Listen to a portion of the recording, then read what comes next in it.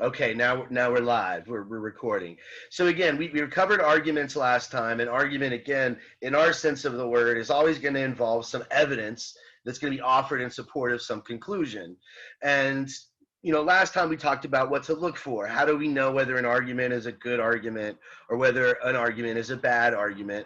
And the kind of the basics that we covered here were these two notions, these two concepts of validity and soundness. So an argument would be valid if the conclusion is logically entailed by the premises. In other words, if the premises were true, then the conclusion would have to follow. I gave the example of the boyfriend-girlfriend argument. The guy says, or the girlfriend says, I don't love you, and the guy says, yes, I do. Of course I love you. I care about you. And he says the reason, his reasoning, I think that I said this last time, he says, well, I called you every day when I was out of town. I remembered your birthday and I bought you a thoughtful birthday present. And I remembered our anniversary. I took you out for dinner on our anniversary. So therefore I love you. So he's got these reasons, these premises, and that's supposed to establish the truth of some conclusion. Now, whether or not that argument was valid, I think we got into a bit of a debate about it. I think some of y'all thought it was, some didn't. And I would say that it probably isn't absolutely valid because it's possible that he did all those things. It is possible that he called her and took her out and remembered her birthday, and he still doesn't really love her, that he's just going through the motions or whatever. Maybe it's good evidence, but it definitely doesn't absolutely guarantee the truth of the conclusion. So one thing we're looking for when we're trying to critique arguments is this connection. Is there a connection? Do the premises establish the truth of the conclusion, or do they provide evidence for it? Do they make it more probable? These are the sort of things that we're looking for when we examine arguments. Another thing, we talked about this last time, was soundness.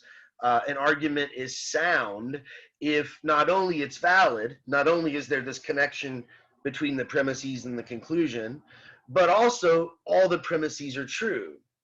And I think I was making an analogy at the very tail end of class about a lawyer in a court, a criminal court, let's say, trying to make a case. He's a prosecutor trying to prosecute someone for murder, and he has all this evidence. Look, judge, or jury, I've got the murder weapon, I've got the DNA, I've got fingerprints, I've got eyewitness accounts, and so he has all this stuff, evidence that is supposed to establish his case. You can sort of think of the premises of the argument as the evidence in the murder trial. If any of the evidence is false, if it's false evidence, then the whole trial could be thrown out because it doesn't establish the conclusion it's supposed to establish. So, again, the two things we're looking for are validity and soundness. And sometimes when you do these readings, they're not the easiest readings. Some of them are pretty difficult. A lot of it is just trying to figure out what the heck the argument is. What exactly is this philosopher trying to prove? What is the conclusion that they're trying to put forth? And how do they do it? What sort of reasoning, what kind of reasoning do they offer in support of that conclusion? And once that becomes clear, once you think you understand that, then you need to get critical and start asking questions like, well, does it really even work? Does that conclusion really follow from the premises? Is it possible that they're true and this is still false? So usually, and I think I mentioned this last time, the arguments that you get in these philosophy textbooks are pretty valid most of the time. I think you're going to encounter a couple stinky arguments, but validity is something that's kind of airtight, whereas soundness is something that can get a little bit more controversial. I don't know if I used this example last class, but one example you might think of when we're talking about soundness and how soundness is more controversial is the anti-abortion argument. Most people, I would think, that are anti-abortion have this sort of argument in their mind. They're thinking, well, murder is wrong. That's sort of their first premise. Their second premise is that abortion is murder, and so therefore they conclude that abortion is wrong. Now, if the premises of that argument were true, the conclusion would follow. So that would actually be a valid argument. That's not the controversial part. The controversial part, I think would be the second premise. I think, saying that murder is wrong is not that arguable, depending on how you define murder. Most people, I think, would agree that the first premise, murder is wrong, is a true premise. Whether or not abortion is murder, that would be the one where I think people would have more of a debate. And they could maybe say, I mean, some people might think, well, yes, abortion is murder. Some might not think it is. Some people might be in the middle and say, well, certain abortions are murder if it's, after the first trimester or something. And if the baby could be born, if you could artificially induce labor at that point of the instead of aborting it, if the baby would still possibly live, then it's like, well, obviously that baby must have a soul at that point. Right. So then it's murder. See, there you go. That's a good reasoning. So he's talking about viability of life, right? So like a more religious argument might be something like, well, it has a soul, or I've even heard some Muslims, and usually it's not like very intellectual Muslims. I don't think this is very orthodox, by the way. So if you're Islamic, don't try to use this as a get out of jail free card. But I've heard like some say that because the hadith, or maybe it's the Quran, I think the Quran says that the soul is not inserted into the embryo until like the 27th day after, it gets into the egg. So some people, that means you can have an abortion before the 27th day or whatever, right? So again, these are to me, I think that's where most of the interesting class debates are going to be centered around. And you can see how this argument here, this argument on abortion, although it seems like something to do with ethics and morality, it starts turning into, now we're starting to think about metaphysics. And we're starting to think about, what is a soul and what is a person and what gives something value. Like, Alex used this argument, which I think is a pretty compelling argument about the viability. If it could live on its own, it's pretty much a living being. And so it has just as much a right, to not be murdered as any other human. So yeah, I keep using that word metaphysics, and that reminds me, there's something else we covered last time, the different branches of philosophy. So let's review that a little bit really quick. And in fact, maybe I'll also, we'll review this real quick, and it'll also be a good way to preview kind of the structure of this course. Our first reading, the Apology, is a bit of an exception. You might say that it's sort of, it's an ethical essay, maybe. It's about, how to live a good life. So that might be an ethical concern. It's about what's right, pursuing truth. There are a lot of themes in the Apology, but I wouldn't say it nicely fits in one of these three categories. But certainly when we get to the Symposium and we start talking about Plato in general, the focus is going to get highly metaphysical. So especially when we get towards the end of the Symposium, you're going to see that Plato is a very metaphysical thinker. He likes to couch everything in terms of universal truths and understanding how everything sort of fits into the cosmic order. And so remember last time we talked about metaphysics as the study or the philosophical branch that studies the nature of reality, what is real, what is true, etc. And as I said, we'll be doing a lot of that in the early part of the semester with Plato. Once we get to the second reading and we get to Descartes, the focus will start to shift towards epistemology. And who remembers what's epistemology? We briefly covered that the first day. So metaphysics studies nature of reality. What is epistemology focusing on? Anybody remember? No? Is it like regarding methods and the validity of something, like a school of something? That's part of it. The definition is it deals with it's the branch of philosophy that deals with questions concerning knowledge. What does it mean to know? I knew it. I said it, but I had it on mute. I think. Tip it your tongue. The study of knowledge, right? Yeah, exactly, right. So it's theories of knowledge. What does it mean to know? And as you said, Jacob, that methodology has a lot to do with it. What are the proper methods for acquiring knowledge? So you'll see when we get to Descartes, he's what you would call an early modern philosopher. He's writing his essay at the early part of the scientific revolution, fairly early part of the scientific revolution, and starts to develop, methodology for science and how do I gather knowledge and what sort of justifications um, do I need to back up my knowledge claims to say that I actually know something? And so you're going to see there's a big shift, and we'll talk about that when we get to Descartes, but there's a big shift of focus around the, 16th, 17th century Right. philosophy. What was that, Jacob? Oh no, I said I agreed with you on that one Yeah. about Descartes. Yeah, regarding the modern thinking because of how he was. I guess he was up against the church during that time. So. Yeah, I mean, he tried to see himself as not against the church, but it didn't really quite work out for him. Like, if you read that, like, opening intro to the Meditations, he thought he was actually doing the church a service by separating scientific questions from philosophical or from religious questions. But yeah, it didn't quite work out for him that way. Oh no. Yeah, the Meditations, I don't know. I think it might still be on the list of banned books by the Vatican. Like, you're not supposed to read it. Oh, But yeah, that's how. This is why some people like give up on religions. Like, we have so much proof. The Vatican. What was that proof again? yeah.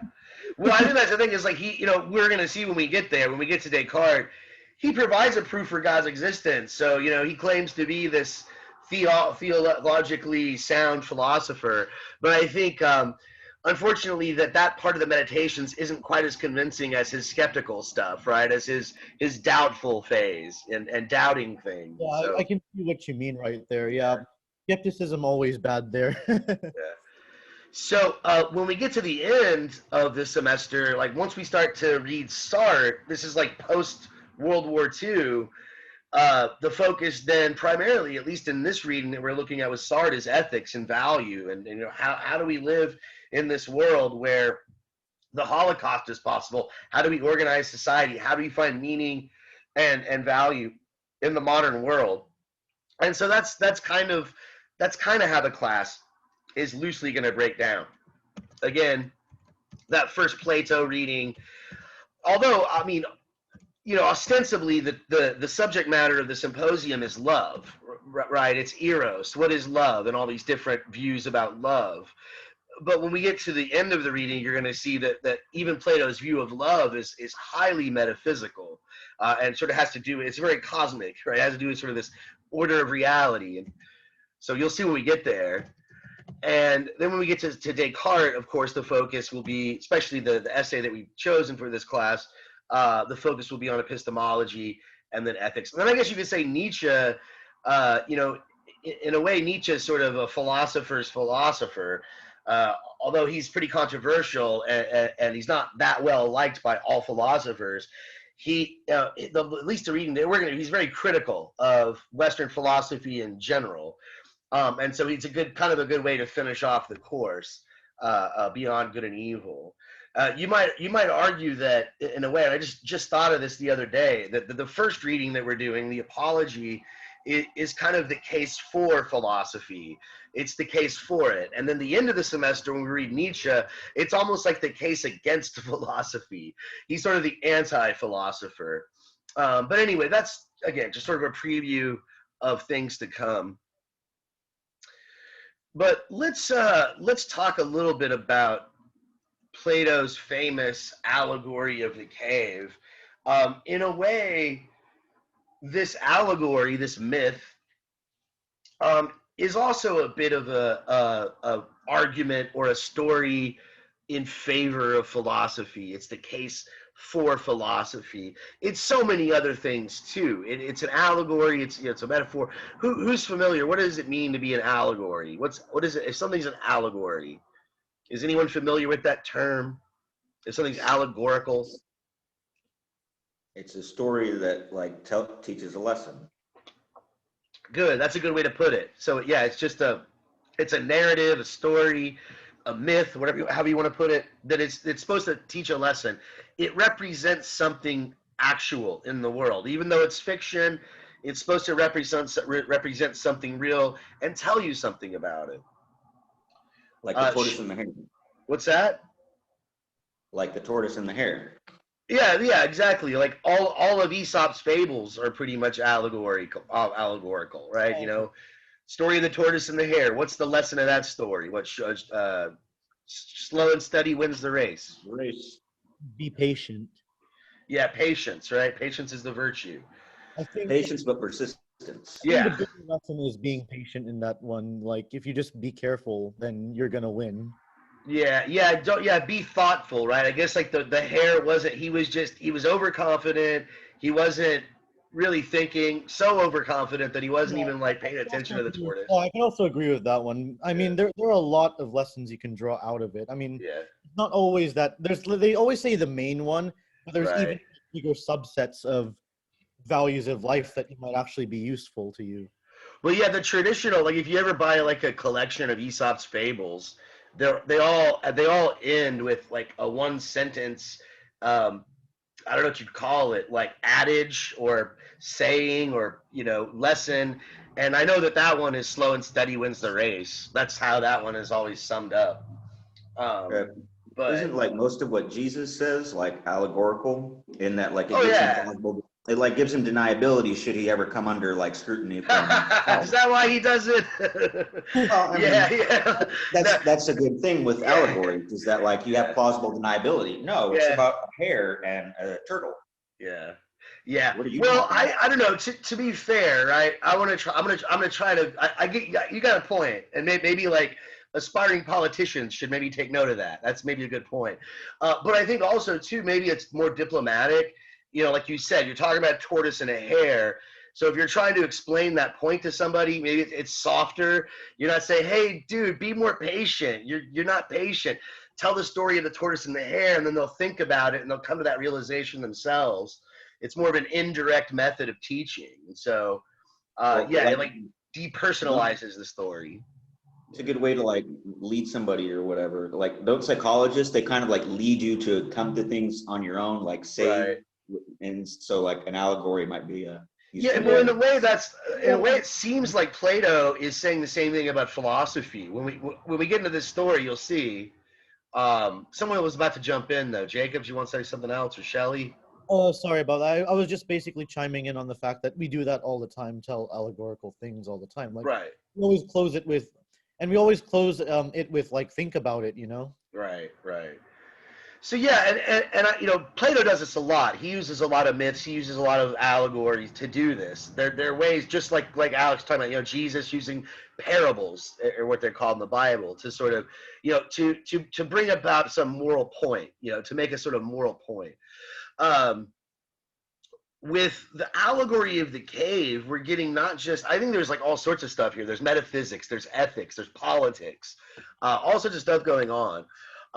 But the origin of the myth is from a larger work, a much larger work, one of Plato's most famous books, the Republic. And in the Republic, the main subject of that book is justice. What is a just society? How do you act just? What's a just life?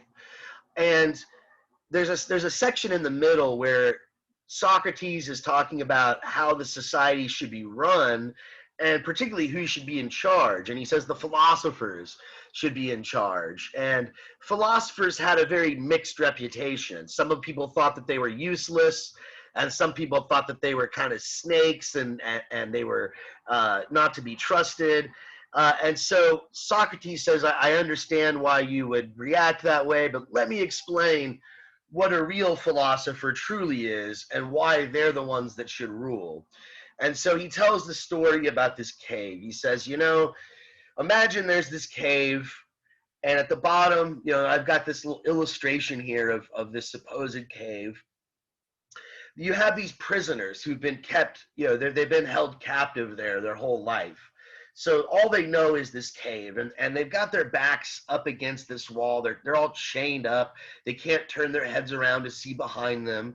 And behind them, there's this brick wall, and every once in a while, this procession of, I guess these weirdos in robes, they'll walk by with their little puppets, these little carved out puppets that come up above the wall, and behind the puppets is this bonfire, this fire that's always burning.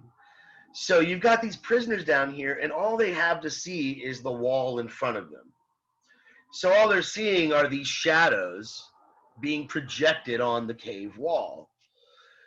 And at this point of the story, I think the guy interrupts Socrates and says, "That's really peculiar. What strange prisoners?" And Socrates says, "No, there's nothing strange about this. They're just like us." So keep that in mind, right? For some reason, Socrates thinks that all of us are in a similar situation as these prisoners are in the cave, just staring at the shadows. But then he makes this point. He says, if I was one of these prisoners and I was looking at the cave wall my whole life and all I saw were these shadows moving across the wall, would I realize that they were actually shadows? Would I know that they're shadows? What would I really actually assume? Would I if I saw this shadow of a vase or the shadow of this horse, well, oh, there's a vase, there's a horse, shadow of a horse. What would I assume? Well, that's what a horse is. Right. What were you gonna jump in, Shelley? I saw you unmute your mic. I was thinking, like, you're talking 100%. They've been down there. Yeah, that's all they know. They would probably think that those were some type of god or some, like, an actual being, like, living because they're moving or Right. They wouldn't like think that. they were shadows. Yeah, they wouldn't know what a shadow was. Maybe. Who knows? Right. Yeah, exactly. Yeah, so they wouldn't be like, oh, there's another shadow of a man or a vase or a horse. They would think those are the actual things. They would think that's what's real. And so Socrates says, well, what if, let's imagine one of these prisoners escapes. He breaks the chains, and for the first time, the prisoner is able to turn their head around and is able to see the cave, the whole entire cave, and sees the people carrying these little puppets, these little cardboard cutout silhouettes. And obviously this would be very unsettling, Socrates says, and they would probably be pretty angry and maybe confused, but eventually they would understand what was going on, and then they would finally know that, wow, like these are just shadows of puppets. Now eventually the guy gets out of the cave, finds this passage, this narrow, steep, difficult passage to climb up, and is able to escape the cave dwelling for the first time. And imagine you're someone who's always been in this pretty dark cave. You get to the surface, and in the story, the prisoner that escapes gets to the surface and it's broad daylight. The sun is out and it's bright and shiny. So what do you think, how is the prisoner going to react once they get out of the cave physically? What's it going to be like? Gonna squint their eyes. That sunlight is gonna kind of blind them some. Exactly. They'll be overwhelmed by the light of the sun. And for Plato, this, again, remember, this is an allegory. So this is coming to know the true wisdom of the universe, coming to know the good. The sun represents for Plato all that is good, and understanding why everything that is the way that it is.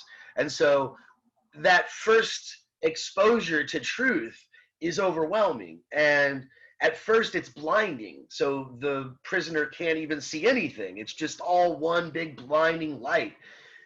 But eventually the eyes will adjust, and the eyes are able to see the surface and able to see the clouds and the trees and the ground and walk into the city and all that. And so eventually the person that escapes becomes familiar with everything and has this more complete knowledge of their world.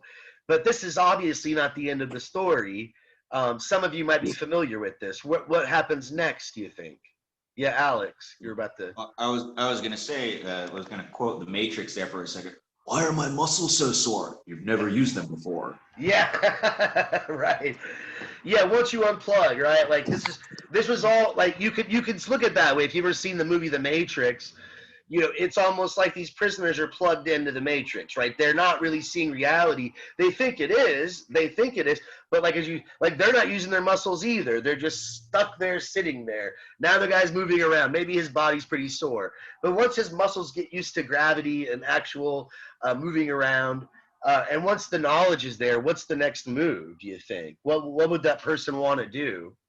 Spread the gospel. Exactly. Spread the gospel, exactly. So share his truth. yeah, so the prisoner has to go back into the cave and to try to explain what's going on to all these prisoners down here. He wants to guide them out of the cave. What's the problem, though? You know, once he gets back down there, now it's too dark, and you know, the prisoner that has escaped is used to the light, and now it's too dark, and so not only is he trying to explain things to these people down here who have never seen them, but he looks like some idiot because he's bumping into walls and tripping around in the dark, and he's like, "Hey guys, what's up?" and jumping all, you know, and they're talking about clouds and trees and things they've never seen before. And so there's a couple ways to read this, right? So Plato, you know, he didn't really provide us with a very clear ethical treatise. You know, it's really hard to sort of pick apart some sort of ethical system of Plato's. But one thing he seemed to believe was that being bad and being evil was really a matter of ignorance. That anyone that was wise and anyone that had wisdom and understanding and intelligence would not only would they know what the right thing to do was because they'd be so smart, but they would want to do it. They'd want to do the right thing. And so the idea is that when the prisoner gets out of the cave and sees the light and sees the truth, they understand what is good. They understand what is right. And they know that they've got to go back to the cave. That's the right thing to do, is to go back and to try to guide the others out of the cave. But all you can do, though, is guide them. You can't drag them out of the cave because they're going to be kicking and screaming. You can't just dictate to them truth. You can't just tell them. And that's why I kind of like your comment earlier. You were talking about Jesus and the parables and the sort of indirect way of explaining things.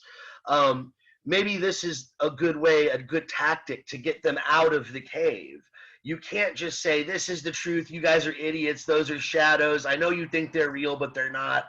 The way Plato, or the way at least Socrates, that's the main character, the way he explains it is that you can't really just tell them what's good. All you can do is you can point their soul in the right direction. They have to take the journey themselves. They have to sort of question themselves and question all their assumptions and all this sort of thing. So that's what we're going to try to do in this class. But yeah, provide guidance is a good way to put it. Tatiana says in the comments, to provide guidance, to get them to ask questions.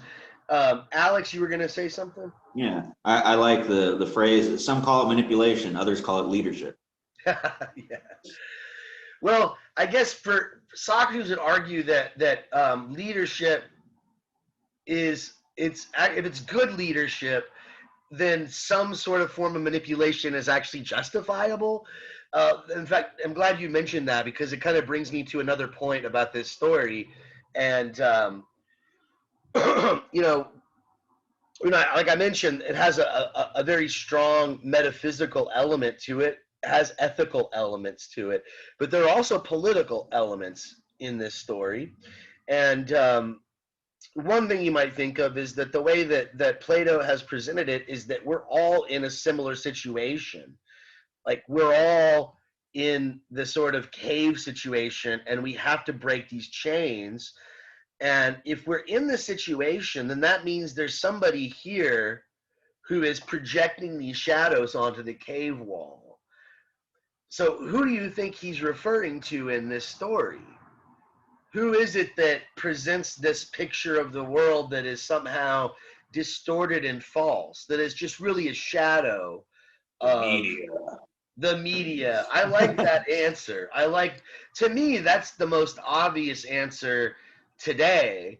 But look, Jacob says politicians in the comments, and that's actually, I think, that's who Plato has in mind, right? Plato has politicians in mind. But I like Alex's answer because I think media is very broad. Government, right? Politicians. What else were you saying, Alex? I mean, it's really just those who rule. Right. You know? So like in our society, the media is the ones who hold the puppets, but they are part of the ruling class. They're part of the elite.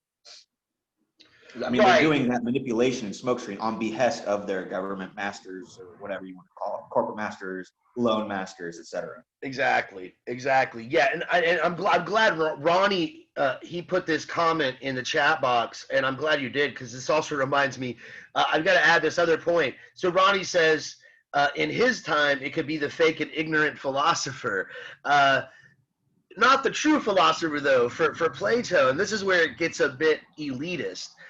I love this story, don't get me wrong. I'm a big fan of Plato's Allegory of the Cave, but I want to be honest about it. I think a lot of people read it and they get all these fluffy feelings about Plato, and they think, oh, Plato, he's so great. He wants us all to break the chains of propaganda, and he wants us to get out of that cave and to think for ourselves and for all of us to be philosophers. But no, that's not what he thought. He actually thought some people were so like that their soul was a certain type of soul that they could never get out of the cave. And some people are just going to be stuck there no matter what. They're never going to see reality. They like the illusion. They like the story. They're never going to do the right thing because it's the right thing. And so the philosopher has to be in charge and actually lie to them and actually tell them stories that guide them in the right direction, even if they're not true stories. So could you say like Plato doesn't want you to think for yourself? He wants you to like escape the cave and think what he wants you to think? Yeah, well, yeah, but to be fair to Plato, he doesn't think that it's just what he wants you to think. He actually thinks that there's an objective standard of truth that even he has to answer to, right? So he's going to make the case that like even the philosophers won't be that happy. The philosophers don't really want to be in charge. They'd actually rather just sit around doing philosophy. They only rule because they know they're the best ones to rule. Everybody else wants to be in charge because they just want to get all the money and the fame and the wealth and the honor. That's all they care about. But the philosopher just wants to have a good, just, organized society. So they're not even doing it, so you should thank him for sacrificing his grand intellect to rule over the less intellectually inclined of society. So you could argue it's sort of a technocracy of sorts, right? Yeah. He would say it's a meritocracy. The smartest and the wisest should rule. This feels familiar. I can't really quite put my finger on it in a classroom, but this feels like familiar. Like there's these people. Oh, we're leading the way to truth and justice, and like, oh no, not for you to lead. No, we're the ones leading the way. Right. What do they call bigotry of low expectations? Yeah, I think, to be honest, I don't know if I should even open this can of worms because whatever, like people are so like anti-politically, but I feel like that this sort of thinking goes on both sides of the political aisle in this country. Like both parties do this kind of thing where they, I know like people that are conservative, I haven't heard this term in a long time, but they used to use the word nanny state a lot. Like, those darn liberals that they want to like control everything. They're the nanny state. They want to make you like do everything, and they're all people that are against lockdowns. But on the other hand, you could argue that conservatives are kind of nanny state with their like alcohol prohibition and can't have liquor on Sunday and all that. And it's so the people of all political persuasions, I think, use this sort of thinking. Like, we know better than you what's good for you because we're the experts with the degrees or whatever. But I think for Plato, it's not a matter of having degrees; it's a matter of having knowledge. You can have a degree and not have the knowledge. So there are fake philosophers.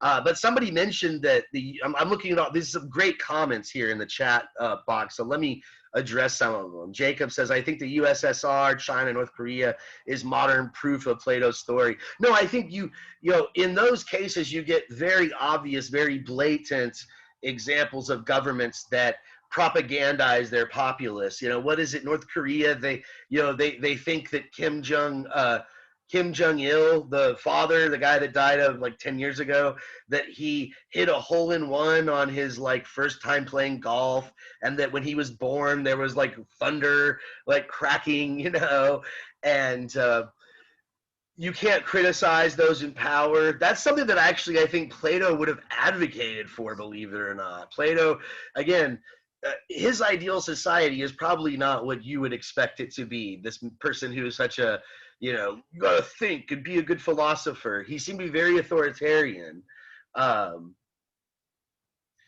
So Ronnie says, what is he saying? That even if they help you or you manage to be enlightened, others will stay bliss and ignorant? Yeah, so, yeah, I think that there's, for Plato, there are certain types of souls. Some souls, and I'm going to oversimplify his theory because, we're not going to cover it in that much detail, but since you ask, some souls, they're more attracted to things like wealth and pleasure. And then there's other souls who are more attracted to honor and to fame. And then there are other souls that have a more of an inclination towards just wisdom. They just want to be wise and good. And so depending on what type of person you are, you have one of those types of souls. And so if you have, for Plato, the lower soul is the one that just wants wealth and pleasure, and they're never going to get out of the cave. So for him, they're never going to do the right thing because it's the right thing. You have to lie to them. You have to tell them, oh, just be a good boy because when you die, the gods will give you wealth. Or just behave because in the long run, it'll be better for you or whatever. You tell them what Plato would call a noble lie. And so you guide their soul towards the good, and you make them as good as they can possibly be. But yeah, he was an elitist, and he did think, some people are just, they're never going to be able to get out of the cave. They're always going to be sort of in this blissful, ignorant state. So they need to be guided by those who are enlightened, by those who do sort of understand what is good and what is beautiful. The deplorables. But yes, again, that's this is what I'm thinking. Really, I think both sides do this. It's like, I have friends on both sides of the political aisle, and they all think, it's like if they're on the left, they think that anybody who votes for Trump must be some redneck, bigot, racist, KKK, white supremacist militant. And then all my friends who are like on the right, they all think that anybody on the left is like a communist, socialist, wants to put everybody in concentration camps and like government take over everything, and it's like they both sort of have this kind of like, to me, they both make myths about each other. They both exaggerate. There's like seeds of truth perhaps in their worldview, but they're very distorted, much like the way the shadows, right? These shadows in the cave, they look like the things they're shadows of, but they're a very distorted, filtered, you mentioned the media, Alex, earlier. I think if you watch Fox or MSNBC, it's not that they straight up lie. It's very rare that they just say something that's not even true at all, just make something up. They just don't tell you the whole story. They leave out certain facts that make their narrative not really fit. They pick details that kind of fit their narrative. Crocker, I like this. I'm surprised no one else mentioned this, but in the comments, Crocker says the Christian church, the pastor feels they're guiding or leading the people down the right path. Yeah, and I think, you could argue that organized religion could be another sort of way of, depending on if you're a believer or not. Some people don't believe, and if you don't believe, you could see that as another form of propaganda or just, distorting truth. And it might guide people to good behavior. But it's not based on some knowledge. It's just based on them accepting what's true as true. Alex, you were going to say something? No? Okay, never mind. Yeah, I agree, Crocker, with your comment. I think in politics, both sides tend to just sort of, they like to put everybody in a box. And I find it very frustrating to talk to anybody who's on either side, because anytime I disagree with them slightly, they just think, oh, you're a Republican or you're a Democrat. And I'm like, I'm not neither, like, why do I have to be one or the other? Like, is there any other option? Trying to talk to someone, and then everything they respond with is like listening to Sean Hannity or Rachel Maddow. Right. You can tell who they listen to. You're like, you're just parroting what you repeating the same thing. Yeah. But that's why we take this class. Thank you. Yeah, that's a good way to segue to try to wrap this up. But yeah, I want to try to make it so where by the end of the semester, you guys don't fall into that trap. Don't let somebody else construct your narrative for you. I want you to at least get, despite what Plato says, I think we can all get out of this cave. Maybe we can't get out to the surface and see the light of the truth and how everything cosmically fits together.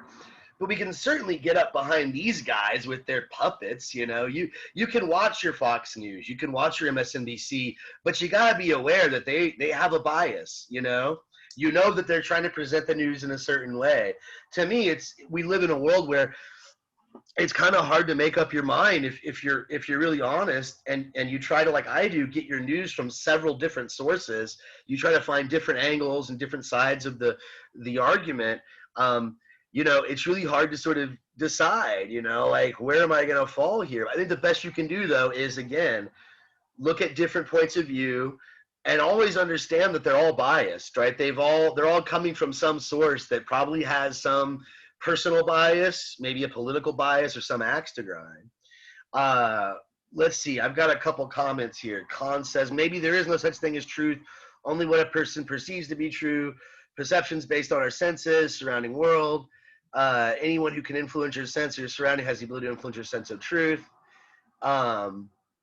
One can claim, this is Jacob, to be unbiased, but truth is that bias is a natural inclination. Yeah, I think that there's definitely something to that. It's I would say impossible to be absolutely unbiased. The best I think you can do is to be aware of your biases, that you can make yourself aware. You can kind of like, look, here's what I think, but why do I think that? Try to understand where you're coming from, and always try to think about why another person might think that, instead of just demonizing them and just categorizing them. Try to understand, why would someone believe that? Maybe they have different information from me, and maybe seek out the sources. But so you're saying we should listen to Alex Jones? I don't know if you can anymore. Are you even able to? No, we got to go to his website. I guess you have to go to InfoWars, and check out. I used to listen to him, but after the Trump era, I think he just went a little too crazy for me, man. But he was always politics. He decided to take a stand instead of just sticking to conspiracies and doing his Southern Baptist thing. Yeah, when I agree. I think when he was just sort of deconstructing all of it, I was like some of his theories were nuts and crazy, and but I think he was worth watching because he would report stuff that other people wouldn't report, and it wasn't like he was lying, but yeah, he like you said, I think when he really got involved, it's dude, the guy went, I think he got a Jesus complex or something, man. But yeah, I definitely think that the mainstream media exaggerates how bad that guy is, though. He's been really kind of demonized. Of course, maybe if Joe Rogan likes you, Rogan likes you, you can't do all that bad. If Joe Rogan likes you, you're screwed. Yeah, you're gonna be demonized by someone in the mainstream media somehow. But anyway. Yeah, I like what Khan says. If anything, it's good. It's a good laugh. Yeah, I used to just watch him just to trip out on some of the stuff that he said. That's a good point. Kind of just entertainment value. But yeah, his talking, his just his rants. He's a Southern Baptist preacher with conspiracy theories. No, totally. He pretty much is. He's got that style. He's totally got that style, and it's compelling. It's entertaining. But something that someone mentioned, I think it was Kong. Let me open up the chat again. I'm sort of losing my chat here. Was talking about maybe there's no such thing as truth. That sounds like we got a relativist in the class, right? And if you're a relativist, and especially a universal type of relativist, the fact that you want to say there's no truth. That's a pretty hard theory to maintain, right? Just claiming that there's no truth, you're making a claim. You're making a truth claim. So it's kind of inconsistent, right? The minute a lot easier to just say there's many truths than none. Right. Or you could say maybe there is no absolute truth except for the truth that there's no absolute truth. Something like that. Something like that. But so it's pretty rare to find an absolute relativist, but there are some philosophers who think that there's really no way to escape relativism, even though it's inconsistent, that you really can't escape it. And Plato was much opposed to this view. There's a group of philosophers. I don't even want to call them philosophers. In fact, forget that I even said philosophers, because they're sort of the arch nemesis of philosophers. But there were a group of men, there were a group of individuals in ancient Greece who were called sophists. And the sophists, by many accounts, were relativists. You have people like Protagoras, who Plato, according to Plato's writings, Protagoras, I guess I should write his name up here. It's not important. You don't have to memorize this guy's name. We're not going to cover the pre-Socratics and the sophists in any depth in this class, but since I'm talking about him, I might as well put his name up there. But apparently Protagoras said that man, or human beings, man is the measure of all things. So humans determine what's good, what's bad. They measure. They're the ones that put a value on anything. So nothing has any meaning or truth value in itself. It's all relative to a person. And so, if I've got two people who are standing outside and a gust of wind comes by, and one of the people starts to shiver and says, that was a cold gust of wind, and the other one says, no, that was kind of hot and musty, For Protagoras, he says, no, the wind is neither hot nor cold. It's cold to that guy and hot to that guy, right? There is no truth. There is no absolute truth about the state of the wind, okay? And so Plato, and we would assume Socrates, who we don't know a whole lot about Socrates except for what we know through Plato, through Xenocrates, through a few of his contemporaries. But it seems like both Socrates and Plato were opposed to these guys, that they thought relativism was a very corrupt philosophy that was going to destroy their society, that no, there are absolute truths about reality, and not just about mathematical truths and scientific truths, but truths about what is ethical, what is right, what is good. These sophists, they made their money primarily, most of them, they were pretty wealthy, a lot of them. They made most of their money by teaching the art of rhetoric. What is rhetoric? Anybody know what that term means? To be rhetorical, to be good at rhetoric? Political rhetoric? No one's familiar with the phrase? To use reason for arguments? Actually, that's kind of the opposite. That would be like logos, right? But rhetoric is you're using style. You're using language and style to be convincing. So it doesn't necessarily have to be reasonable. In fact, it might not be reasonable at all. It just has to sound good. It has to be sound convincing.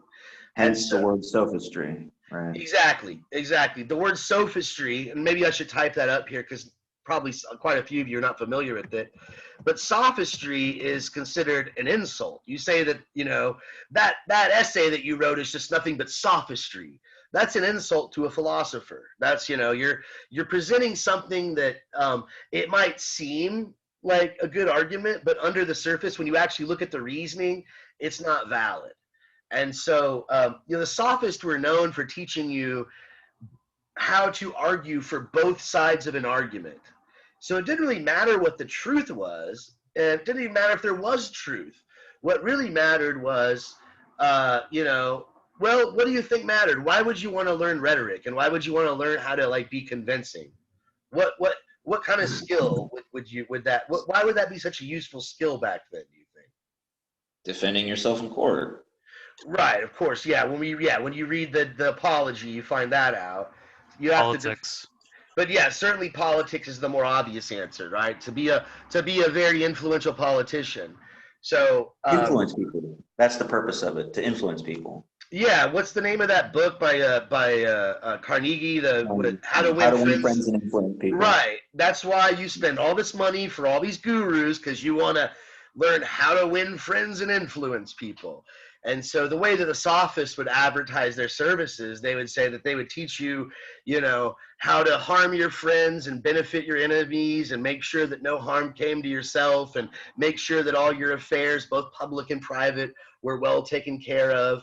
And so all you needed to do according to them, was be silver tongued and be able to be very convincing and convince people to do what you want and get your way. And so that can get you as far as the presidency sometimes.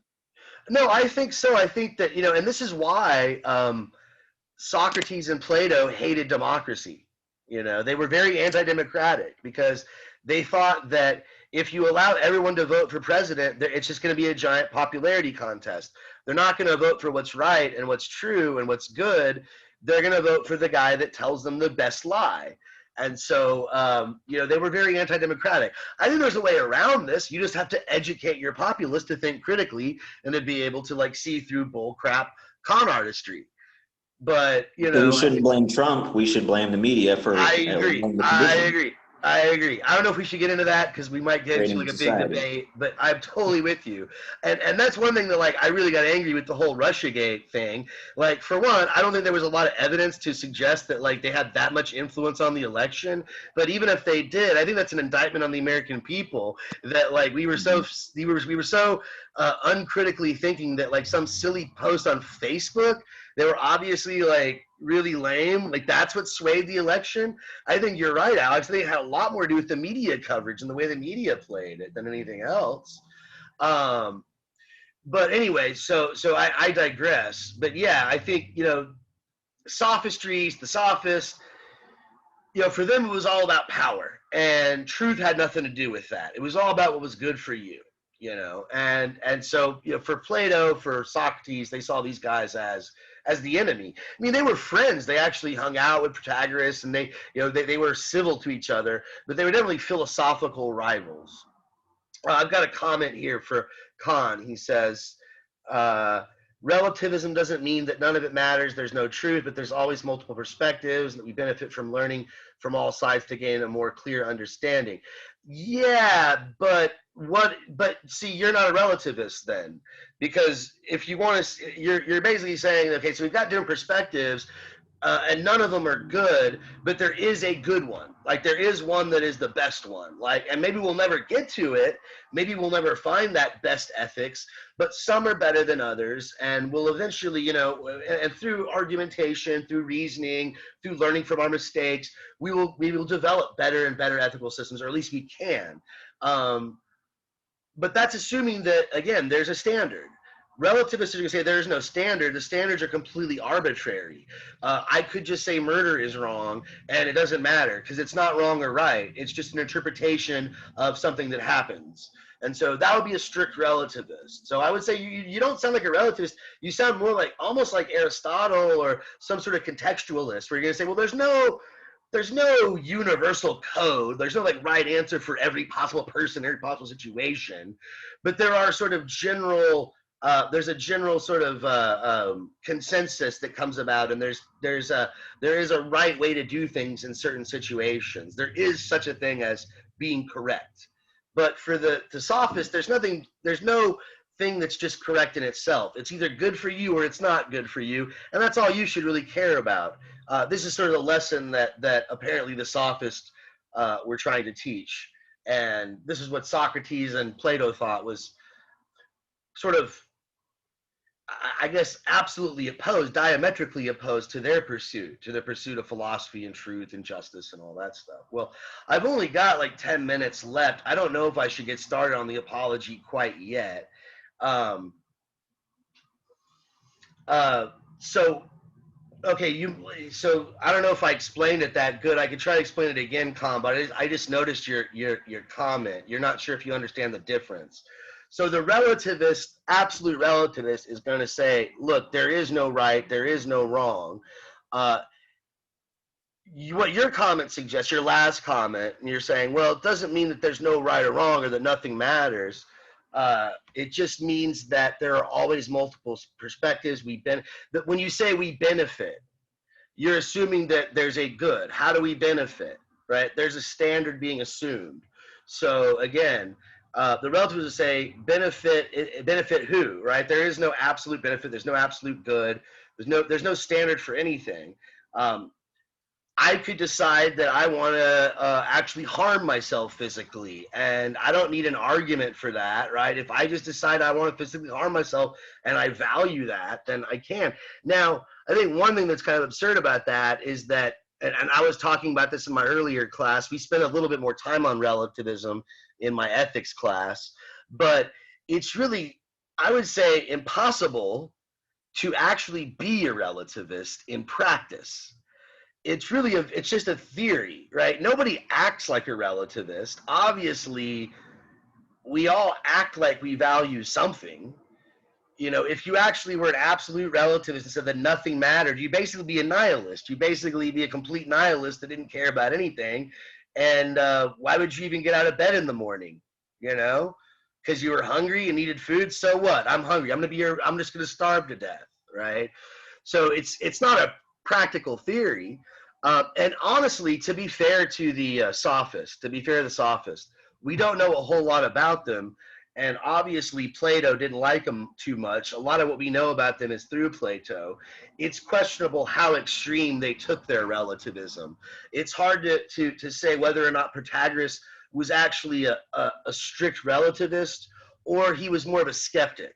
And what's the difference between that is sort of, well, it's not that there isn't an absolute truth. Maybe there is a truth about whether or not that wind is hot or cold.